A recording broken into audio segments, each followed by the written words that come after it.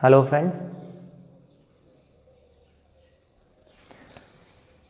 Live GK classes में आप सबका स्वागत है। हम लोग डिस्कस कर रहे थे मौर्य वंश से संबंधित मुख्य स्रोतों के बारे में, यानी कौन कौन से ऐसे स्रोत हैं जिनसे हमें पता चलता है मौर्य वंश के बारे में। थोड़ा सा आवाज़ में वो माइक का वायर ढंग से लगा हुआ नहीं था, इस वजह से थोड़ी प्रॉब्लम हो रही थी। अभी एक बार बता दीजिए आवाज़ आ रही है कि नहीं आ रही, ताकि हम आगे बढ़ सकें। एक बार लिख के बता दीजिए आप।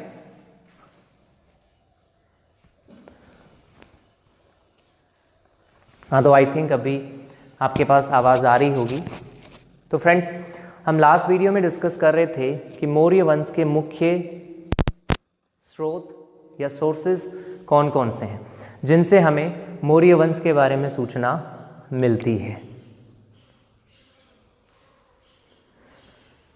ओके, तो गाइज, मौर्य वंश से संबंधित साहित्यिक स्रोतों के बारे में हमारा डिस्कशन चल रहा था, और उन साहित्यिक स्रोतों में हमने डिस्कस किया था कि मुख्य रूप से दो प्रकार के स्रोत होते हैं।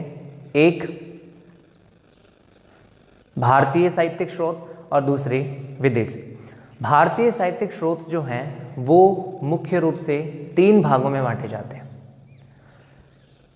बौद्ध साहित्य, जैन साहित्य और ब्राह्मण साहित्य। ब्राह्मण साहित्य में मुख्य रूप से जो स्रोत हैं उनके बारे में हमने डिस्कशन किया, उसके बाद में बौद्ध और फिर जैन। इसके अलावा हमने विदेशी साहित्य के बारे में भी पढ़ा कि विदेशी साहित्य में मुख्य रूप से जो ग्रीक लेखक हैं उनके जो लिखे हुए ग्रंथ हैं उनसे हमें सूचना मिलती है। उसके बाद में हमने पढ़ा पुरातात्विक स्रोतों के बारे में कि पुरातात्विक स्रोत कौन कौन से हैं जिनसे हमें पता चलता है। ठीक है, तो अब जो नेक्स्ट टॉपिक हम यहाँ पे डिस्कस करने जा रहे हैं वो टॉपिक जुड़ा हुआ है अशोक के अभिलेखों से। यानी अशोक के जो अभिलेख हैं वो कौन कौन से हैं और उन्हें मुख्य रूप से हमें क्या सूचना मिलती है। कई अशोक के अभिलेख मौर्य साम्राज्य के बारे में जो सूचना हमें मिलती है उसका सबसे महत्वपूर्ण स्रोत है। एक विद्वान हुए डॉक्टर भंडारकर। डॉक्टर भंडारकर ने तो D.R. भंडारकर उनका नाम है, उन्होंने तो अशोक के पूरे इतिहास की रचना ही अशोक के अभिलेखों के आधार पर की है। ठीक है, तो आज का टॉपिक अशोक के अभिलेख है। अशोक के अभिलेखों को मुख्य रूप से हम तीन भागों में डिवाइड करते हैं: शिलालेख, स्तंभ लेख और गुहालेख। ठीक है, सबसे पहले अशोक के अभिलेखों के बारे में किसे पता है, अशोक के अभिलेखों की खोज किसने की थी? तो अशोक के अभिलेखों की खोज करने वाला जो सबसे पहला व्यक्ति था उसका नाम है स्टीफेन थेलर। स्टीफेन थेलर, और उन्होंने ये खोज की थी 1750 में। ठीक है, और सबसे पहले खोजा गया अशोक का जो अभिलेख था वो है दिल्ली मेरठ अभिलेख। ठीक है, उसके बाद सबसे पहले जो पढ़ा गया अभिलेख है वो है दिल्ली टोपरा। ठीक है, दिल्ली टोपरा अभिलेख। पढ़ा किसने था? पढ़ा था सबसे पहले जेम्स प्रिंसेप ने। जेम्स प्रिंसेप, क्लियर है? पढ़ा कब था? 1837 में। ओके, अशोक के जो अभिलेख हैं मुख्य रूप से 4 लिपि और 3 भाषाओं में मिलते हैं। 4 लिपि कौन कौन सी हैं? सबसे पहली लिपि का नाम है ब्राह्मी लिपि, उसके बाद में है खरोष्टी लिपि। ठीक है, इसके अलावा अरामाइक जो ईरान से संबंधित है, और एक और लिपि है जिसका नाम है यूनानी लिपि। ठीक है, तो ये मुख्य रूप से 3 लिपि हैं जिसमें अशोक के अभिलेख लिखे गए हैं। अब इसमें से ब्राह्मी और खरोष्टी लिपि जो है ये दोनों सिर्फ लिपि हैं, भाषा नहीं है। ये कौन सी भाषा से जुड़ी हुई हैं? प्राकृत भाषा से। ठीक है, जबकि अरामाइक खुद एक भाषा है और यूनानी भी एक भाषा है। इस प्रकार 3 भाषाएं और 4 लिपि हैं जिनमें हमें अशोक के अभिलेख मिलते हैं। ठीक है, अशोक के अभिलेखों के बारे में जब हम आगे पढ़ते हैं तो हम ये देखते हैं कि अशोक के जो अभिलेख हैं वो 3 भागों में हैं। तो वृहद शिलालेख जो हैं उनके बारे में हम सबसे पहले पढ़ने वाले हैं, यानी अशोक के 14 शिलालेखों के बारे में। अब बात करें उनको खोजने वालों की, तो इनको आप बहुत ईजी वे में याद रख सकते हो। जैसे मान लो भाई अभिलेख किसके खोजे जा रहे हैं? अशोक के। अब अशोक के अभिलेख हैं तो बहुत सारे अभिलेख हैं, बहुत सारे अभिलेखों को खोजने के लिए उनको डालने के लिए थैला लेके जाना पड़ेगा। थैला लेने के साथ साथ अब इतने सारे हैं तो उनको ढूंढने में टाइम भी बहुत सारा लगेगा, तो टिफिन भी साथ में लेके जाना पड़ेगा। तो इस तरह से हम याद रख सकते हैं कि अशोक के अभिलेख को सबसे पहले खोजने वाला आदमी कौन था? Tiffin Thaler. Tiffin Thaler. Clear हुआ? तो टिफिन और थैला, इस हिसाब से आप इसको याद रख सकते हो। आपको अच्छा लगे तो आप इस वे में इसको याद कर सकते हो। सबसे पहले दिल्ली मेरठ खोजा गया था, और जेम्स प्रिंसेप ने सबसे पहले पढ़ा था दिल्ली टोपरा को। अब जेम्स प्रिंसेप ने जो अभिलेख पढ़ा है वो कौन सी लिपि से जुड़ा हुआ है? ब्राह्मी लिपि से। अब यहाँ पे ये भी कहा जा सकता है कि सबसे पहले ब्राह्मी लिपि को पढ़ने वाला आदमी कौन था? तो जेम्स प्रिंसेप। या अशोक के अभिलेखों को पढ़ने वाला कौन था? James Prinsep. ठीक है, तो दिल्ली मेरठ सबसे पहले खोजा गया, दिल्ली टोपरा सबसे पहले पढ़ा गया।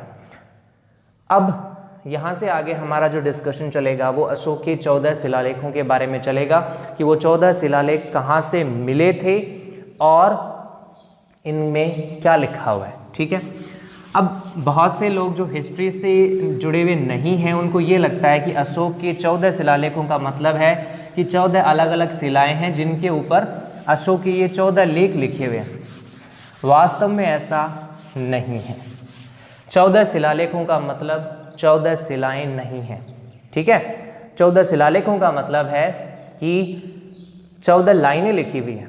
ठीक है, कुल 8 जगहों से ऐसे बड़े बड़े पत्थर मिले हैं जिनके ऊपर ये 14 लाइनें लिखी हुई हैं। अभी 8 जगह कौन कौन सी हैं जहाँ से अशोक के शिलालेख मिलते हैं, यानी वृहद शिलालेख मिलते हैं, उनके बारे में डिस्कशन करते हैं।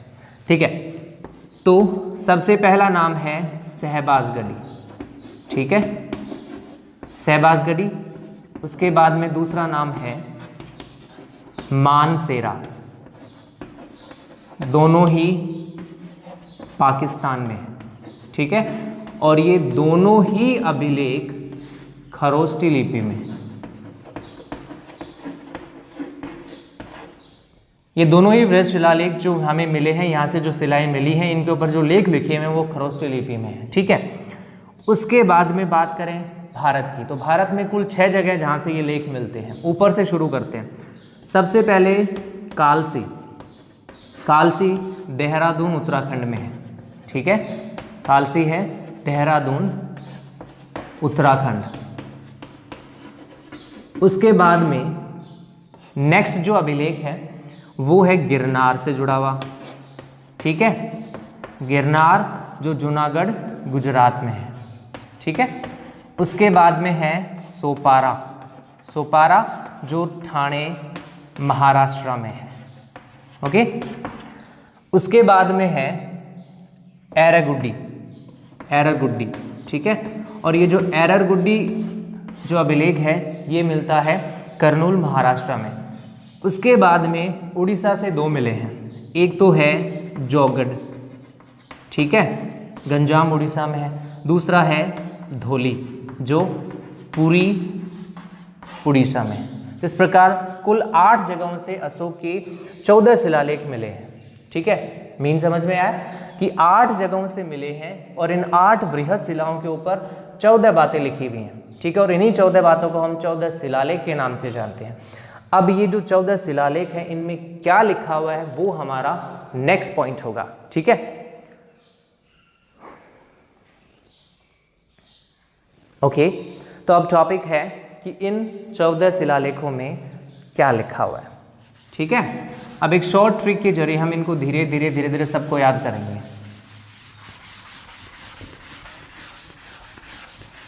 सबसे पहला जो है वो है प्रथम वृहद शिलालेख। इसमें क्या लिखा, अब देखो इसको मिलाना। प्रथम शिलालेख में लिखा हुआ है पशु बलि पर प्रतिबंध। पशु बलि पर प्रतिबंध। ठीक है, तो देखो याद करने का सिंपल सा मेथड हो गया। प्रथम प्रतिबंध, प्रथम पशु बलि प्रतिबंध, यानी पहला जो शिलालेख है उसमें अशोक ने पशु बलि पर प्रतिबंध लगाया है। उसके बाद में आता है दूसरा शिलालेख। अशोक का जो दूसरा शिलालेख है उसमें उसने 2 लोगों के कल्याण की बात की है, या फिर आप ये कहें कि 2 प्रकार के जीवों के कल्याण की बात की है, मनुष्य और पशु। यानी अशोक ने मनुष्य और पशुओं के कल्याणार्थ बहुत से कल्याणकारी कार्य किए थे, जिनका उल्लेख हमें अशोक के दूसरे शिलालेख में मिलता है। ठीक है, मनुष्य और पशु के कल्याणार्थ जो कार्य किए थे उनका उल्लेख हमें अशोक के दूसरे शिलालेख में मिलता है। अब अशोक का तीसरा शिलालेख। ठीक है, अशोक के तीसरे शिलालेख में अशोक ने युक्त, रजुक और प्रादेशिक इन तीनों अधिकारियों को आदेश दिया है कि वो प्रत्येक 5 साल में अलग अलग राज्यों का दौरा करें और वहाँ से वहाँ की जो जनता है उनसे मिलते रहें और उनसे वहाँ के जो लोगों के जो कष्ट हैं उनके बारे में सूचनाएं लेते रहें। तो इसमें कितने नाम रहेंगे? युक्त, राजुक और प्रादेशिक। ठीक है, युक्त, राजुक और प्रादेशिक। तो ये भी सिंपल सा हो गया।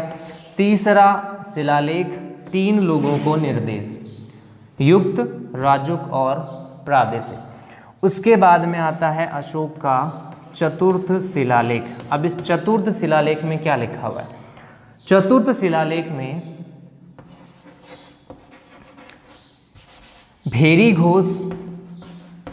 भेरी घोष के स्थान पर धम घोष को अपनाने की बात कही गई है। ठीक है, भेरी घोष के स्थान पर धम घोष को अपनाने की बात कही गई है।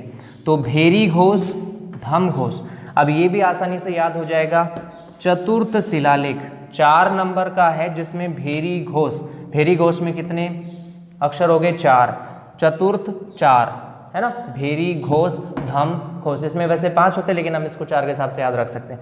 तो भेरी घोष की जगह धम घोष। और ये कौन से शिलालेख में लिखा हुआ है? अशोक के चौथे शिलालेख में लिखा हुआ है। अब इसके बाद में जो नेक्स्ट पॉइंट है वो है अशोक का 5वां शिलालेख। ठीक है, अशोक के 5वें शिलालेख में क्या लिखा हुआ है?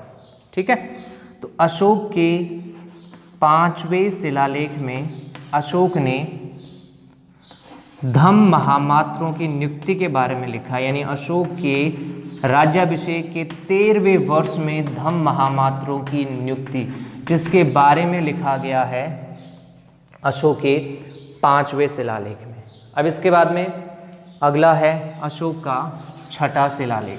ठीक है, जिसमें अशोक ने प्रतिवेदकों को निर्देश दिया है। अशोक ने प्रतिवेदकों को निर्देश दिया है कि वो किसी भी समय जनहित से संबंधित कार्य के लिए अशोक के पास में आ सकते हैं, चाहे वो हरम में ही क्यों ना हो, यानी चाहे वो अपने घर पे हो, अपने महल में ही क्यों ना हो, वहां पर भी आकर के प्रतिवेदक जनहित से संबंधित कार्य के लिए उसे संपर्क कर सकते हैं। और ये लिखा है अशोक ने अपने 6ठे शिलालेख में। ठीक है, तो इसमें उसने निर्देश दिया है प्रतिवेदकों को। उसके बाद में है अशोक का 7वां शिलालेख। ठीक है, अशोक का 7वां शिलालेख। अशोक ने 7वें शिलालेख में बात कही है धम श्रावण की। ठीक है, धम श्रावण की बात अशोक ने अपने 7वें शिलालेख में कही है। अशोक ने कहा है कि सभी संप्रदायों के लोग साथ में रहें, मिलजुल कर रहें। ठीक है, उसके बाद में अशोक ने 8वां जो शिलालेख है अशोक का, उसमें राज्याभिषेक के 10वें वर्ष में विहार यात्रा के स्थान पर धम यात्रा की शुरुआत की है। यानी अशोक के 8वें शिलालेख में लिखा हुआ है धम यात्रा की शुरुआत विहार यात्रा के स्थान पर, जो राज्याभिषेक के 10वें वर्ष में होती है। ठीक है, जिसमें अशोक बोध गया था। उसके बाद में है अशोक का 9वां शिलालेख। ठीक है, अब इसमें अशोक ने जो सारहीन मांगलिक कार्य हैं, विशेष रूप से महिलाओं द्वारा किए जाने वाले जो सारहीन मांगलिक कार्य हैं, उनमें होने वाला जो व्यय है उसकी निंदा की है। सारहीन मांगलिक कार्यों में होने वाले व्यय की निंदा, मांगलिक कार्यों में होने वाले व्यय की निंदा। ठीक है,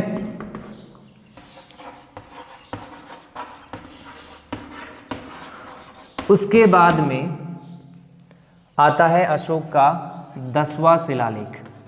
ठीक है, अब अशोक ने अपने 10वें शिलालेख में क्या लिखा है? अशोक ने अपने 10वें शिलालेख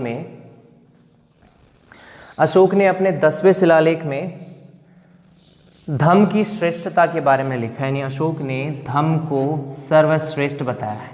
ठीक है, तो अशोक ने 10वें शिलालेख में लिखी है धम्म की श्रेष्ठता। उसके बाद में आता है अशोक का 11वां शिलालेख। ठीक है, अशोक का 11वां शिलालेख। अब अशोक ने अपने 11वें शिलालेख में क्या लिखा है? अशोक ने 11वें शिलालेख में धम्म दान को सर्वश्रेष्ठ ज्ञान बताया है ना? धम्म दान को सर्वश्रेष्ठ ज्ञान बताया है। इसके अलावा अशोक ने ब्राह्मणों, श्रमणों, दासों और अन्य जो गुरु और मित्र परिचित हैं उनके प्रति दान पूर्वक और असहिष्णुता के साथ में व्यवहार करने की बात कही है। ठीक है, अब उसके बाद में जो अगला शिलालेख है वो है अशोक का 12वां शिलालेख। अशोक ने अपने 12वें शिलालेख में धार्मिक सहिष्णुता की बात कही है, धार्मिक सहिष्णुता की, यानी मुख्य रूप से अशोक के 2 शिलालेखों में धार्मिक सहिष्णुता की बात आती है। एक तो है 7वां शिलालेख और दूसरा है 12वां शिलालेख। और इसमें अशोक ने कहा है कि सभी संप्रदाय जो हैं वो एक दूसरे को के सार को समझने की कोशिश करें, और साथ साथ उसने ये भी कहा है कि यदि कोई एक धर्म को मानने वाला किसी दूसरे धर्म की निंदा करता है तो ऐसे में वो अपने ही धर्म को नुकसान पहुंचाता है। क्लियर है? इसके अलावा अशोक ने 12वें शिलालेख में स्त्री महामात्रों की नियुक्ति के बारे में भी लिखा है। अशोक के इस 12वें शिलालेख में स्त्री महामात्रों की नियुक्ति के बारे में भी लिखा गया है। ठीक है, अब उसके बाद में अशोक का जो 13वां शिलालेख है वो सबसे इंपॉर्टेंट है। अशोक का 13वां शिलालेख। अब इस 13वें में क्या लिखा गया है? सबसे पहली बात, इसमें अशोक ने कलिंग युद्ध के बारे में लिखा है। कलिंग, अशोक ने अपने 8वें वर्ष में, राज्याभिषेक के 8वें वर्ष में कलिंग के ऊपर आक्रमण किया था, उसकी जानकारी हमें 13वें शिलालेख से मिलती है। इस युद्ध में होने वाले नरसंहार के बारे में जानकारी 13वें शिलालेख से मिलती है। इसके अलावा इस शिलालेख में अशोक के पड़ोसी राज्यों का और 5 यवन राज्यों का उल्लेख मिलता है। यानी अशोक के पड़ोसी राज्यों का उल्लेख अशोक के 2 शिलालेखों में मिलता है, दूसरे में और 13वें में। दूसरे शिलालेख में चोल, चेर, पांडे, सत्यपुत्र, श्रीलंका और यवनराज सीरिया के शासक एंटियोकस का उल्लेख मिलता है। 13वें शिलालेख में पड़ोसी राज्य जैसे चोल, चेर, पांडे, श्रीलंका और यताम्रपर्णी, इसके अलावा 5 यवन राजाओं का उल्लेख है। कौन कौन से यवन राजा थे? इसमें एक तो है एंटियोकस। ठीक है, सीरिया का शासक था एंटियोकस। इसके अलावा एपियानस का शासक था एंटीगोनस। ठीक है, एंटीगोनस। इसके अलावा अली सुंदर का शासक था अलेक्जेंडर। अली सुंदर का शासक अलेक्जेंडर। ठीक है, इसके अलावा मैगस का शासक था मग और मिस्र का शासक टॉलमी। ठीक है, टॉलमी सेकंड या टॉलमी दी सेकंड फिलाडेल्फस। इन सब के बारे में अशोक के 13वें शिलालेख में लिखा गया है। ठीक है, अब अंतिम शिलालेख है अशोक का 14वां शिलालेख। इस शिलालेख में अशोक ने अपने अभिलेख लिखने के उद्देश्य के बारे में लिखा है। यानी अशोक के अभिलेख लिखने का उद्देश्य जनता में धम्म का प्रसार करना है, जिसके बारे में अशोक ने अपने 14वें शिलालेख के बारे में लिखा है। अशोक ने लिखा है कि जनता से आशा की जाती है कि वो धर्म का पालन करेगी, धर्म का पालन करेगी, नियमों, नैतिक नियमों का पालन करेगी। और ये अशोक ने अपने 14वें शिलालेख में लिखा है। तो इसका मतलब अशोक का 14वां शिलालेख जो है, 14वां शिलालेख जो है वो उसके शिलालेख लिखने के उद्देश्य के बारे में बताता है। यानी इसमें लिखा गया है कि वो शिलालेख क्यों लिखवाए हैं, उसने शिलालेख लिखने का उद्देश्य। ठीक है। अब इन सब के अलावा दो और बातें हमें ध्यान में रखनी है। वो क्या है कि जो जोगड़ और धौली, जोगड़ और धौली, ठीक है, जो तोसली और समप्पा से जुड़े हुए हैं, उड़ीसा में से संबंधित हैं, कलिंग से संबंधित हैं, उन अभिलेखों में अशोक ने 11वां, 12वां और 13वां शिलालेख जो है उनके स्थान पर 2 पृथक कलिंग अभिलेख लिखवाए हैं। पृथक कलिंग अभिलेख, ठीक है, पृथक कलिंग अभिलेख। अब ये जो पृथक कलिंग अभिलेख हैं ये 2 हैं, पृथक कलिंग अभिलेख प्रथम और पृथक कलिंग अभिलेख द्वितीय। ठीक है। जो 11वां, 12वां और 13वां शिलालेख है उनकी जगह लिखे गए हैं उन शिलाओं के ऊपर जो मिलती हैं धोगड़ और जोगड़ और धौली से। ठीक है, ओके। अब इन पृथक कलिंग अभिलेख प्रथम और पृथक कलिंग अभिलेख द्वितीय में सबसे महत्वपूर्ण बात जो अशोक ने लिखी है वो क्या है? वो है ये है कि अशोक ने कहा है कि समस्त प्रजा मेरी संतान है। यानी अशोक कहता है कि समस्त प्रजा मेरी संतान है और मैं अपनी प्रजा के साथ में वैसे ही व्यवहार करता हूं जैसा कि मैं अपनी संतान के साथ में करता हूं। इस प्रकार ये अशोक के 14 अभिलेख हैं जिनके बारे में हमने इस वीडियो में डिस्कस किया है।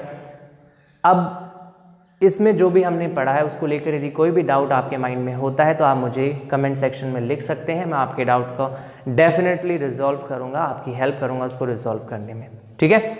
इसके अलावा हिस्ट्री से संबंधित और भी वीडियोस यदि आप देखना चाहते हैं तो JK SST क्लासेस नाम से मेरा यूट्यूब चैनल है, उसको सब्सक्राइब कर सकते हैं। आपको हिस्ट्री के अदर वीडियोस भी वहाँ पे मिल जाएंगे।